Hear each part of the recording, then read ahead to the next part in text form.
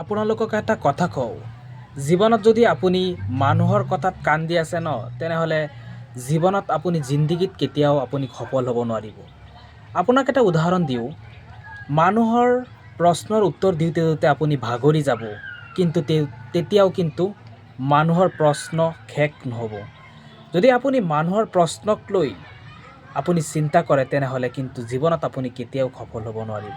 কাৰণ মানুহে আপোনাক প্ৰশ্ন কৰি কৰি আপোনাক ভাগৰি পেলাই দিব, কিন্তু তথাপিও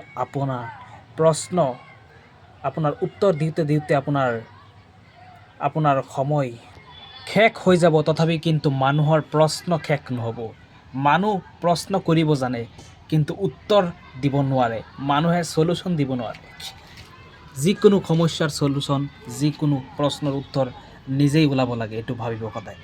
হয়নে নহয়? এইটো আপুনি পাৰ্চনেল লাইফতেও আপুনি ইউজ কৰি চাব পাৰে। মোৰ কথাষাৰ সঁচা নে মিছা?